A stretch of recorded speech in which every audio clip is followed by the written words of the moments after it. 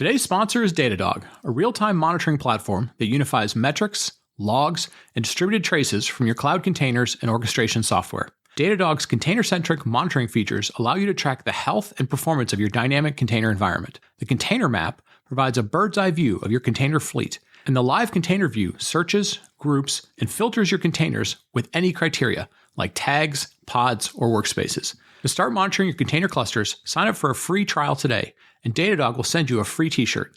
Visit datadog.com/container-cloudcast to get started. That's datadog.com/container-cloudcast. Cloudcast Media presents from the massive studios in Raleigh, North Carolina. This is the Cloudcast with Aaron Delp and Brian Gracely, bringing you the best of cloud computing from around the world. Good morning, good evening, wherever you are. Welcome back to the Cloudcast. We are coming to you live from the massive Cloudcast studios here in Raleigh, North Carolina.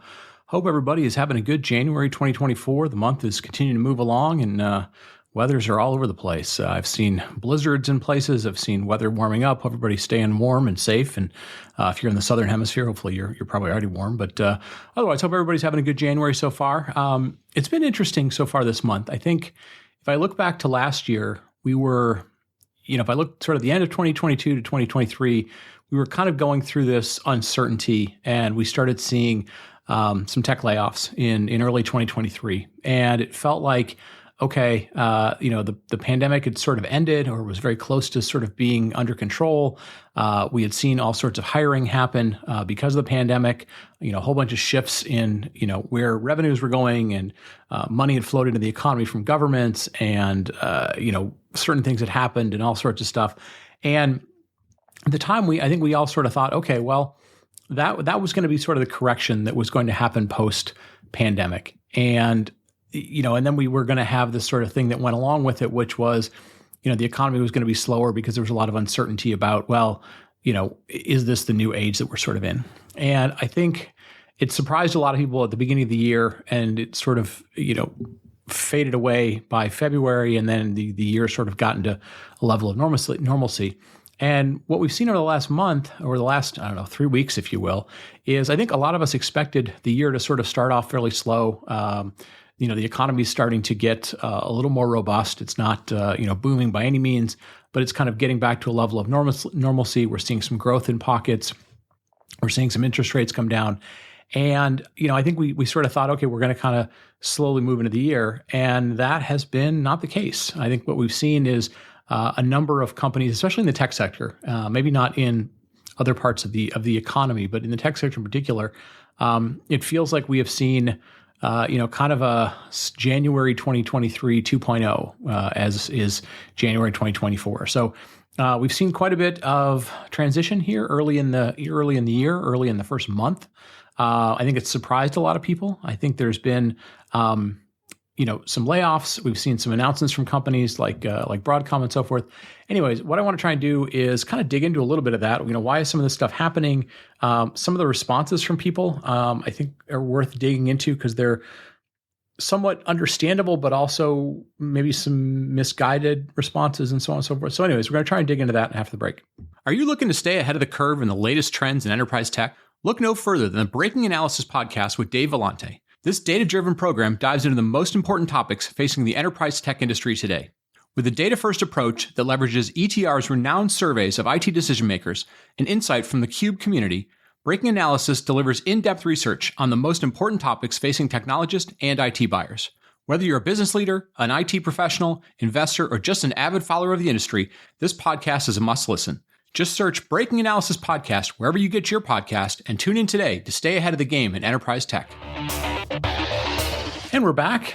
And as I mentioned at the top of the show, kind of want to dig into a little bit of some of this early 2024 activity we're seeing, especially in the tech sector. Not necessarily, the companies that tech companies sell to, but the tech companies themselves. So we have seen, an early number of layoffs. Again, layoffs are always relative in terms of the numbers. Numbers always seem big because we're talking about people, and we never want to necessarily, make light of the fact that any individual may be impacted by layoffs. But we have seen a number of those. And I think, first and foremost, the thought there, I think, is a couple of things. One, while a lot of companies did some form of layoff in 2023, oftentimes what happens is we have a tendency to, overestimate our needs when things are going well. We need to hire a lot of people. If we hire, at a really high rate, if we spend all the money, we'll be able to accelerate. And then we have a tendency sometimes when things are bad, because it's easy to spend money, it's easy to sort of expand. You don't really think of it because there's no real constraints to it. When we're reducing, we're trying to sort of get things back in line, whether that's through layoffs or cost cutting or divestitures of whatever it might be. We have a tendency to then be very, soft gloved, if you will, right? We're always like, well, do we have to? Can we maybe not have to do as much because it feels like a destructive behavior? We know it impacts individual people. We know it means that certain things aren't going to get done, but somehow the expectations are still going to be there. So I think what happens is there's a tendency to overestimate needs when things are rising. Many companies, over-invest, set expectations. And then unfortunately what happens is it's not unusual to see multiple rounds of cuts. And I think what we're seeing is a lot of companies did the cuts in 2023. They weren't really sure what the economy was going to look like in 2023, but there was some optimism that maybe it's not, going to be as long. It's not going to take as long to recover, or normalcy will come back. And I think what we saw is not the concern, but the conservatism of companies to spend kind of extended because people weren't sure if we were sort of out of the woods, if the economy has sort of come back. Maybe it's come back in regional pockets, but not everywhere. And I think for a lot of companies, because of that, maybe their sales numbers weren't as high, and they went ahead and unfortunately made sort of a second round of cuts that maybe you could argue should have been made a year ago or whatever it might be.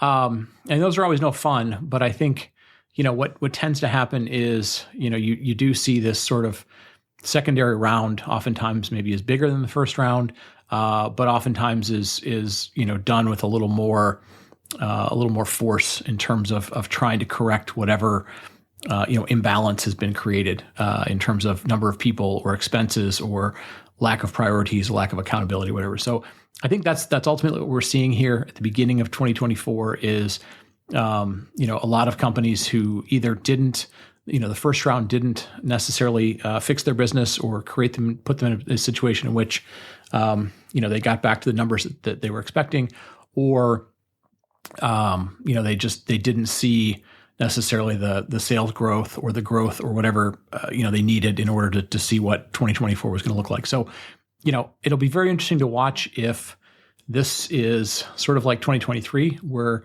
a lot of it happened right away at the beginning of the year.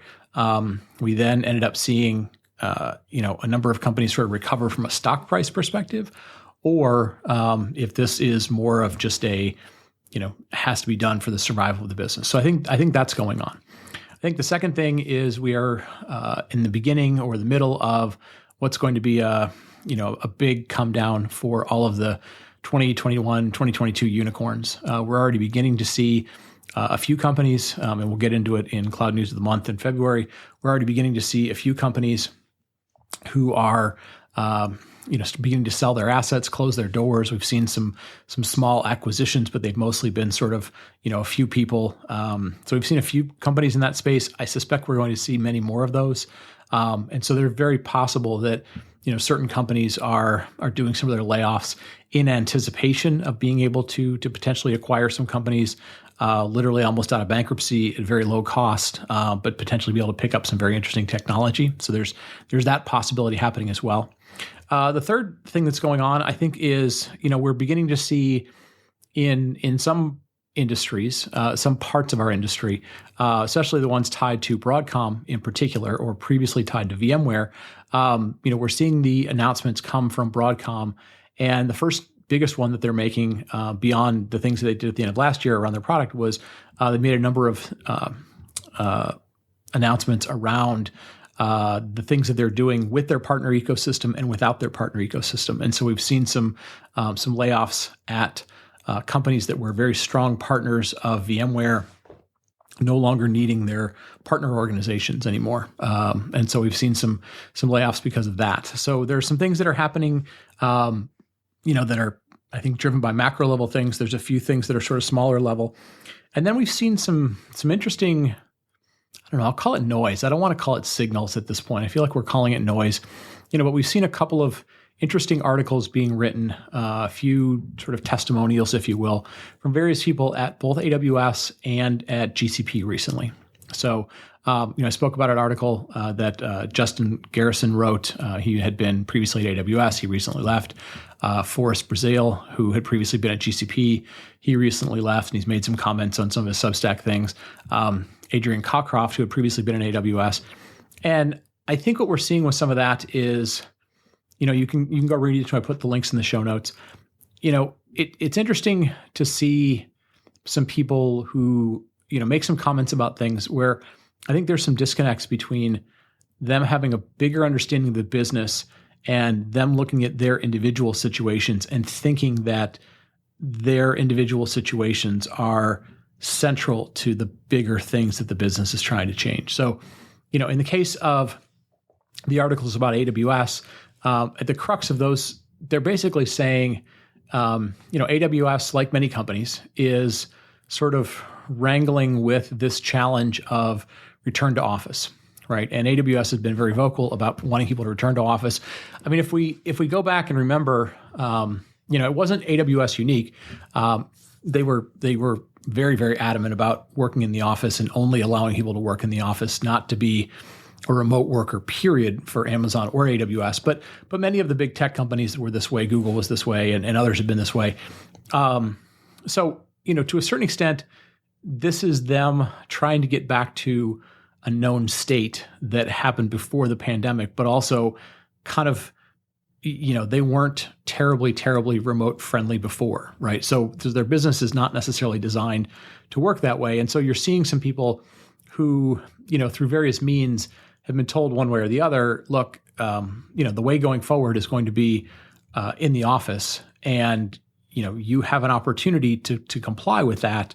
But, what we're seeing from a lot of people is sort of saying, well, I don't want to comply with that. I like the way I'm doing it, and I think I'm getting away, I'm doing fine, and I'm contributing to the business and so forth. And there's some implications in some of the articles that this is this sort of big nefarious, plan by AWS to not have to give a bunch of people severance.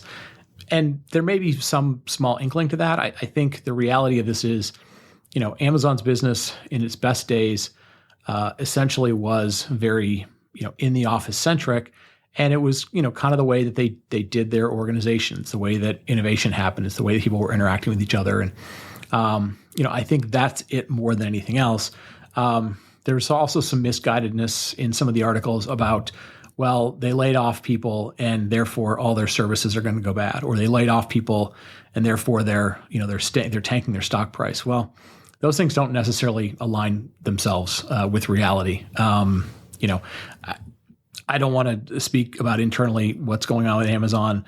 I think if they had, gone out of their way and done that, but I think at the end of the day, they can lay off people in roles that aren't mission critical to their business services.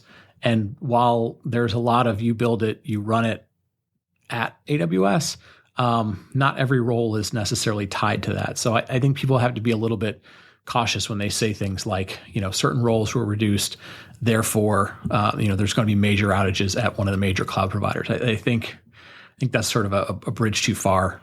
In reality, I think, most companies, AWS, I would have to assume, realizes that the stability of their service is probably one of the most important and critical things to their brand. And, they're going to take the steps to make sure that the stability of their brand and the stability of their customers' environments is paramount, maybe, over a marketing expenditure or, DevRel expenditure or some other thing that, if it goes away, might be less desirable, but isn't going to be catastrophic the way that some of those things are being talked about. So, I think there's some hyperbole happening in the marketplace. I do think there is, we've talked about this so many times in the show. I feel like sometimes I'm a broken record. what's going on in 2024 is, we are in a new era, and that new era isn't completely new rules, right? We're going back to some old rules. There are companies fighting very hard to get people to come back into the office. I think to a certain extent, when there are hiring freezes and when there is tougher economy and when there is maybe less revenue going into places, the pendulum of who has more control or who has more power in the negotiations, management versus the workers. I think for the last 5, 6, 7, 8 years, the workers have had tremendous power of mobility, of asking for money. I think that pendulum has swung back in terms of management has more leverage. And I think, my guidance to people, friends of mine and colleagues and people that I mentor and stuff is, look, you have to always be conscious of the current status of the market, not the world you want to live in, but the world that you do live in. And, right now with tight markets and, whatever your opinion is on return to office, you have to be sort of conscious that the leverage that you used to have, the things that you used to think that you could just kind of get away with, or even just the thing that you thought was the right metric to measure may not necessarily be the right metric that the company is going to use going forward. And you can decide to fight that. You can decide to push back on that. But, at least in the near term, that may not necessarily be in your best long-term interest and so forth. So, I think the guidance, I'm the way I'm thinking about this now, as all this stuff is sort of playing out. Aaron and I talked about at the end of the year show. We sort of said we think 2024 is really going to be the year of AI sort of execution, right? That last year was sort of the AI discovery year. This was very much going to be the AI, first steps. The early adopters, the early, just beyond early adopters and so forth. I think the other underlying theme that we're going to see throughout the year is going to be a year of accountability. And, I think what that means is that we're going to see some more instances of, sort of the Reddit culture of, hey, I'm angry about something. I want to sort of get the masses behind me for a few hours or my 15 minutes of fame. I want to let people know that I've been wronged. And you'll see some people get behind you, but not in the same way that you would have 3, 4, 5 years ago, because again, the power dynamics are sort of shifting back to management having some play, and people are essentially going to, always sort of side with a lot of times their own interest, their own ability to get paid, make their mortgage, put food on the table, have health insurance, all those sort of things. So, I think people probably, make your own decision, do whatever you want. I think sort of standing out and trying to put up a fight for something that you may or may not necessarily understand all the details of may or may not be in your best interest. I think it's important to remember that businesses don't necessarily work like Reddit threads. The internet doesn't forget these things. And while people might get behind your cause and be excited about it for a day or a thread or a few minutes or whatever, the negative connotations that may come directly on you are going to last for a long time because they're on the internet, and the internet doesn't forget, and Twitter doesn't forget, and YouTube doesn't forget, and all those sort of things. I think if I was guiding people, I always, especially when times are a little tougher or they're uncertain, I always sort of tell people, get as close to as you can to being able to directly show a line that you are involved with helping the company make revenue, more so than you are a cost to the business, or you are somebody who can't necessarily explain what you do for the business, right? So be very clear about what you provide for the business, how you help drive revenue for the business, or you help reduce costs for the business. Because in times of uncertainty or times of accountability, those two things oftentimes matter to the management of the company or the shareholders of the company more so than some softer types of things might have in the past. Next thing I always sort of guide towards is focus on results as opposed to focusing on excuses, right? You don't always have to find the best results, but you do want to be able to find results. Be somebody who is looking for results, is not looking to create excuses, and be somebody who's looking to find efficiencies and inefficiencies. and try and help and improve those things, right? So if you look at your role and you say, hey, I'm not necessarily that close to the revenue of the company, right? Maybe I'm not in sales, I'm not in building the product necessarily, or I'm not in working with our customers and partners that deliver whatever goods and services you provide. Be looking for efficiencies that you can improve, inefficiencies that you can try and fix. And as much as possible, be looking to drive results. They don't always have to be, full KPI results. You don't have to solve them all with one silver bullet. But, when things are getting tighter and people are being asked, hey, where can we cut? Where can we thin things out? Where can we tighten our belt a little bit and so forth?